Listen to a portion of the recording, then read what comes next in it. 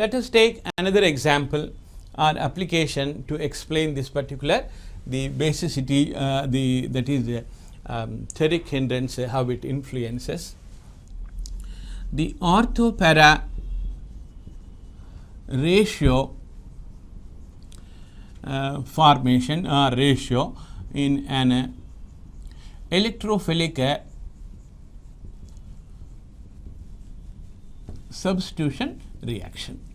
Just a common reaction will take like for example toluene is there, okay, right. A methyl group containing benzene is known as toluene.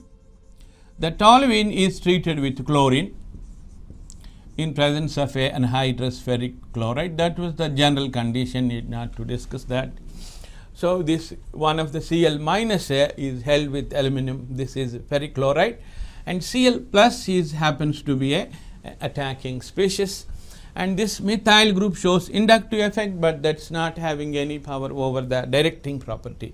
Plus hyperconjugation is useful to explain that. Sometimes you get ortho minus para minus ortho minus when you write the hyperconjugation structures of this toluene.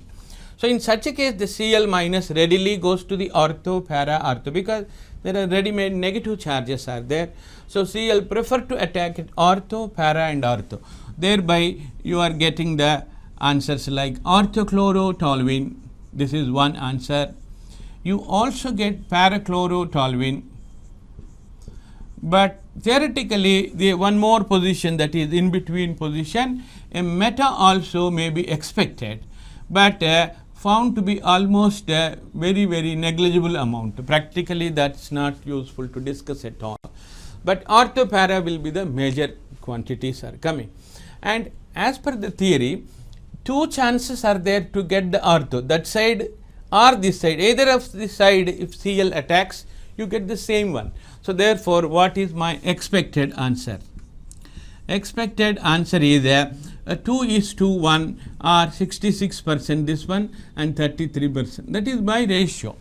2 ortho position versus 1 para. So therefore I expected this one. But many times what was found is not this 66, but it is approximately 50% and 50%. That is 1:1 ratio, you got it. So that means the ortho percent is decreased and the para percent is increased. Here it is a increase, here it is a decrease. Why ortho percent is decreased?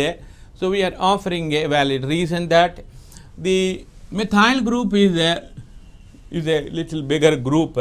So any chance if a Cl plus is coming on this particular way, it is stopping, isn't it? Or the group attacking here will face a problem of between these two groups will have a problem. Just like a person enters into a bus will find a seat where it is vacant. If it is half filled all, then we will go for a person where a lean person sits.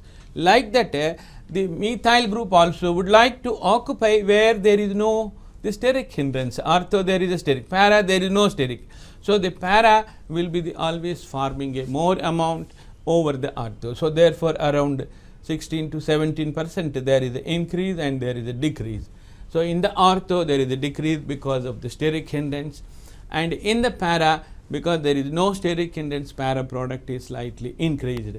This is what the expected and the found difference is explained based on the steric problem.